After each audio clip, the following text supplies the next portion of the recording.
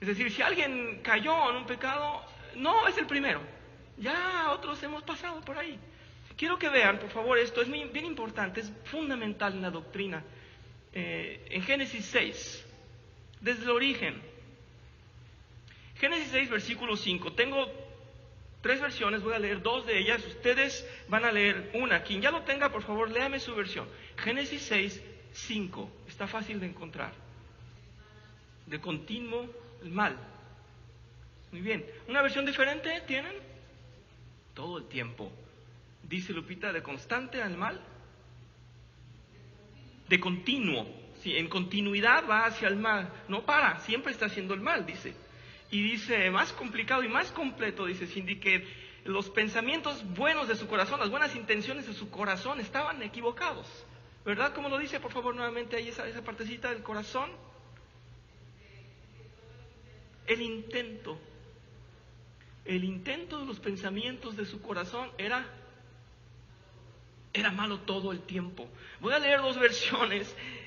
Hay una versión hermosa de La Palabra, española, así se llama, La Palabra, y dice, y viendo el Señor que la maldad del ser humano crecía sin medida, y que todos sus pensamientos tendían constantemente al mal. Y voy a leer la otra, Nueva Traducción Viviente, y dice, el Señor vio la magnitud de la maldad humana en la tierra y que todo lo que la gente pensaba o imaginaba era simplemente y totalmente malo. Todos los hombres cometemos los mismos pecados, los mismos errores.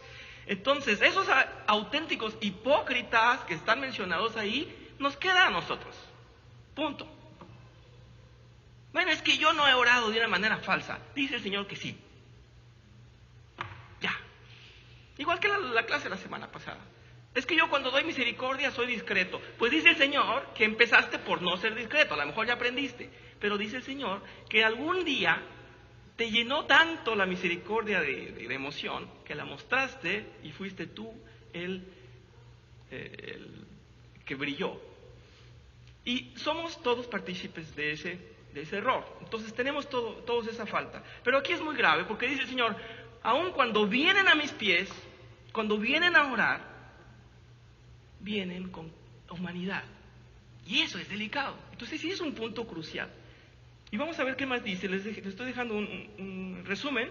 Dice, si comprendemos correcta y profundamente el sentido de esta enseñanza, descubriremos que Dios está dirigiéndose a cada uno de nosotros. Cada hijo de Dios está considerado en este pasaje. El Señor Jesús está denunciando nuestra tendencia a pecar aun cuando aparentamos orar. Incluso nuestra intención buena puede verse perturbada o contaminada por una fuerza enemiga, el pecado. Nuestra humanidad orgullosa nos incita a hacer las cosas a nuestra manera y no en el orden divino. Esos somos nosotros. Esos somos nosotros. Recuerdo que el hermano Hugo estaba... Está bien, no voy a decir la otra persona, pero el hermano Hugo estaba dando una clase y él decía, es que la obediencia en el matrimonio, la obediencia en el hombre con Dios y la mujer con el hombre.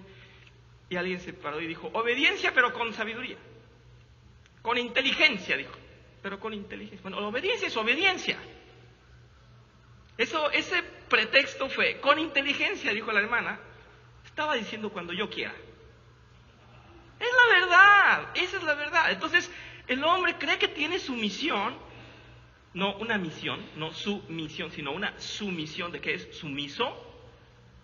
Cree que es sumiso, pero cuando él quiere, como él quiere.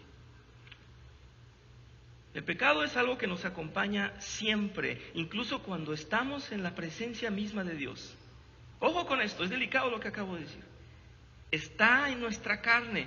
El pecado es algo tan terrible, según la denuncia que nuestro Señor hace de él, que no solo nos sigue hasta las puertas del cielo, sino que si fuera posible, nos seguiría hasta el mismo cielo. ¿Cuántas veces, hermanos, hablamos del cielo? Y yo tuve una clase acerca del cielo. Hablamos del cielo y estamos imaginando, y tendré una mejor casa que la del hermano allá. Y mi morada será más grande que la de los de la otra iglesia. ¿Sí o no? ¿Cuántos chistes hay acerca de las recompensas que vamos a recibir en el cielo? Y siempre estamos tratando de ver quién tendrá mejor recompensa, y entonces aún en el cielo tenemos esa avaricia, ya la imagen que tenemos en el cielo, ya desde aquí. Y la verdad es esa. Ahora, no se espanten con lo que estoy diciendo. Si es posible, el pecado nos acompañaría hasta el cielo. Estoy diciendo porque ¿en dónde nació el pecado? En el reino de Dios, en el reino celestial, en el reino espiritual. No lo creó Dios o no lo provocó Dios, pero ahí nació, en el egoísmo, en la soberbia de uno de sus ángeles, y dijo, ¿cómo vamos a estar aquí en adoración? Y yo, que soy el músico, el adorador, ¿quién me va a aplaudir? Ahí nació. Si fuera posible, el pecado nos acompañaría hasta el cielo. Pero el Señor evitó todo eso. Nos espantamos cuando leemos el Apocalipsis por primera vez. Y decimos, pero qué Dios tan terrible. Pero qué espantoso, ¿cómo va a haber un lago de fuego eterno? El Señor no va a permitir que entre una gota de pecado al cielo. Y el Señor tiene que estarlo purificando eternamente con su fuego. No va a permitir que haya impureza en el cielo, que haya ni pecado, ni insulto, ni error en el cielo. Tenemos necesidad de un Dios que esté purgando, que esté purificando ese pecado eternamente, porque merece ser quemado eternamente. Eso es. Entonces, el Señor con eso nos va a garantizar que el pecado ya no va a llegar al cielo.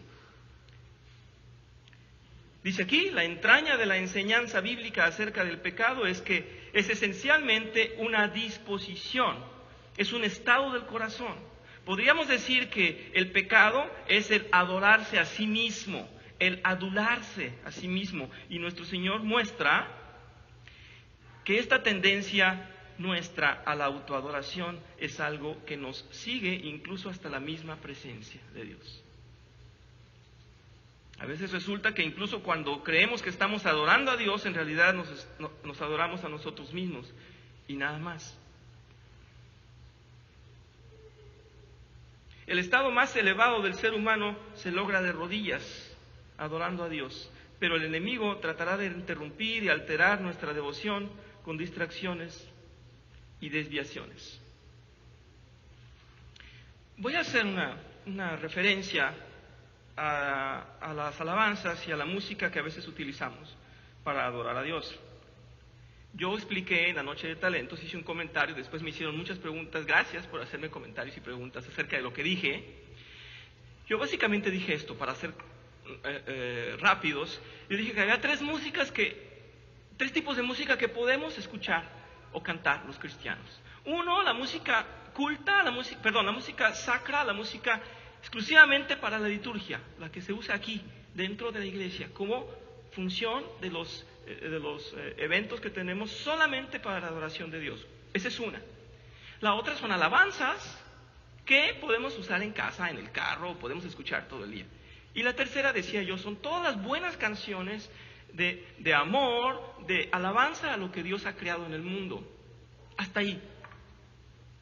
Entonces me dijeron, entonces, ¿cuáles no podemos? Bueno, ahora voy a completarlo. Las que no podemos cantar son las canciones de despecho, las canciones de odio y las canciones insanas o impuras. Aquellas que son albures, groserías, todo eso. Pero las canciones de despecho no las tiene Dios en su lista. No nos tiene a nadie un odio y un rencor contra nadie. Es la verdad, ¿sí? Entonces, quiero decir, ahora vamos a seleccionar a dónde iba yo con esto. A lo que voy es a que nosotros, en mi responsabilidad como director de la alabanza, yo procuro de que las canciones que se cantan aquí como alabanza y adoración tengan solamente ese carácter, que alaben su grandeza y sus obras. Ese es el principal objetivo.